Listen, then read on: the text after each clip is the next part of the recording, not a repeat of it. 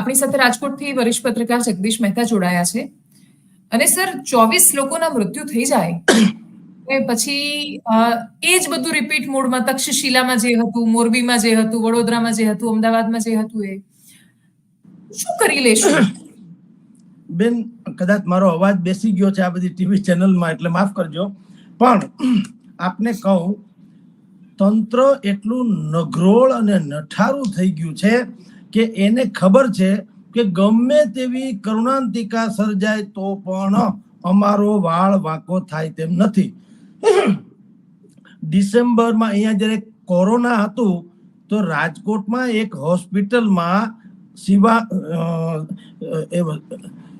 શિવાનંદ હોસ્પિટલમાં આગ લાગી હતી અને 5 દર્દીઓ એના જ ખાટલા ઉપર જીવતા ભડથું થઈ ગયા હતા. આજની તારીખે કહું આપને, કોઈનો વાળ વાંકો જેને કહી શકાય એવું થયું નથી, જેને ધડારૂપ સજા કહેવામાં આવે તે એવું કશું થયું નથી. એટલું જ નહીં, ત્યાર પછી સુપ્રીમ કોર્ટના ચુકાદા પ્રમાણે જેમાં આઈસીયુ હોય એવી હોસ્પિટલમાં એમ કે બહુ મોટી વ્યવસ્થા કરવી જોઈએ, જેમાંથી લોકો આવી જઈ શકે, ફાયર બ્રિગેડના સાધનો ને ફાયર બ્રિગેડના લોકો આવી જઈ શકે, કોઈને ક્રેશ ન થાય એવું હોવું જોઈએ, વેન્ટિલેશનની પૂરતી વ્યવસ્થા. આ જે બધી આચાર સંહિતા ઘડવામાં આવી હતી એ પણ રાજકોટનું તાકતવર એવું તબીબી આલમ અહીંથી આખી બસ ભરાઈને ગાંધીનગર ગયા હતા અને બધું જે છે એ ટાંગામેળ કરીને બધું ભસ્મીભૂત કરીને પાછા આવી ગયા. તો સવાલ એ છે કે રાજકોટમાં આવું બને છે શું કામ? એક તો રાજકોટ છે સૌરાષ્ટ્રનું કેપિટલ છે અને રાજકારણનું પણ કેપિટલ છે. આ દર ત્રીજો માણસ એમ કે છે કે હું વજુભાઈ વાળા માસીનો છોકરો છું. તો આવી એક તો પેલી પહોંચ છે દરેકની. તમે ચા વાળાને પણ ઊંચે અવાજે કઈ કહી ન શકો, નહીતર વિજય રૂપાણીને ફોન લગાડી શકે અને વિજયભાઈ ઉપાડે ખરા. એટલે પેલી વાત તો એ કે અહીં દરેકને એમ છે, દરેકને એક તો પેલા મોટી મોટી પહોંચ હોવાની વાતો છે, નંબર 1. નંબર 2, પોલીસ થી માંડીને બાકીનું જેને આપણે વહીવટી તંત્ર કહીએ છીએ એના જેવું નઠારું ને નગરોળ તંત્ર કોઈ નથી. એ શું કામ? એને પણ બાકી બધી જ બાબતોમાં રસ છે, એક ફરજ બજાવવાને બાદ કરતા. ફરજ બજાવવાની એમાં ઓછો રસ છે, બાકીની જેટલી આડ પેદાશો છે એમાં એને ભયંકર રસ છે.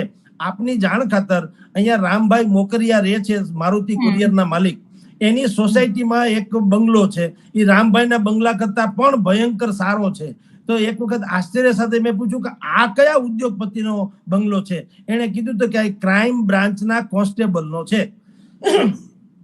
એટલે આપને હું કહું છું કે આ શું કામ આ બધું ચાલે છે કે આ જે અત્યારે ટીઆરપી ગેમ ઝોન એ જે ભસ્માસુર બની ગયો, એ ભસ્માસુર બનીને 12 બાળકો સહિત 25 લોકોને ભરખી ગયો. એ ફાયર સેફટી સહિતના કોઈ પણ પ્રકારના એનઓસી વગર ધમધમતું હતું. તમે વિચાર કરો, કોઈ પણ પ્રકારના એનઓસી એની પાસે હતું જ નહીં અને એને એનઓસી લેવાની કેરેય ન કરી. એક યુવરાજસિંહ કરી સોલંકી અને બીજા એક ભાઈ સોલંકી, મહેન્દ્રસિંહ સોલંકી. હા, હવે આ બંને અહીંયા રાજકોટમાં એવું છે, તમે કોઈ પણ ધંધો શરૂ કરવો જેને ફાઇનાન્સને લગતું કે જાહેર જીવનના પોલીસથી માંડીને તંત્ર સાથે જો પનારો પડવાનો હોય તો તમારે અહીંયા 2 વસ્તુ ફિક્સ છે. ફાઇનાન્સર જુદો છે, જેમ કે આમાં નીતિનભાઈ જૈન કરીને એક નામ છે, તો એ ફાઇનાન્સર હોવાનું માની શકાય. પણ તમારે 2 આ પ્રકારના દરબાર કોમ્યુનિટી કયો કે ભરવાડ કોમ્યુનિટી કયો કે એવા જેને બીજી ભાષામાં કહો તો માથાભારે કહેવાય, એને તમારે સ્લીપિંગ પાર્ટનર કહો તો સ્લીપિંગ પાર્ટનર અને મેઇન પાર્ટનર તરીકે કહો તો મેઇન પાર્ટનર રાખવા પડે. અહીંયા પણ આ જ પરિસ્થિતિ. જો કે આમાં તો યુવરાજસિંહ પોતે માલિક હોવાનું કે છે, પણ એ હોઈ શકે કે મને એવું લાગે છે કે આપણી ચોક્કસ એ પૂર્વાગ્રહો અથવા અમુક કારણોસર હોઈ શકે, પણ આખી જાતિ પર એ વાતને ન લઈ જવાય. બિલકુલ નહીં. જાતિ ઉપર ના બેન, જાતિ ઉપર નહીં. એમ તો અહીંયા હજારો દરબાર સમાજ એમ રહે છે, સારી રીતે રહે છે, પણ આ જે આ પ્રકારની માનસિકતા ધરાવનારા લોકોની હું વાત કરું છું.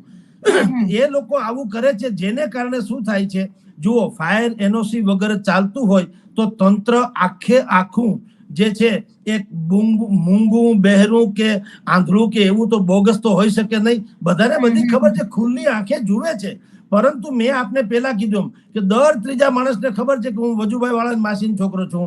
દર 5મો માણસ એમ કહી શકે કે હું વિજયભાઈ રૂપાણીનો 100% છું. તો અહીંયા આ એક પદ્ધતિ હોવાને કારણે આવું ટીઆરપી ઝોન અને આખું ફેબ્રિકેટેડ થી બનેલું હતું, જેમાં આપણે કહીએ ને કે પોટાશ જેવો આજનો વર્તમાન છે ને આપણે કમનસીબે રૂની દુકાન છે.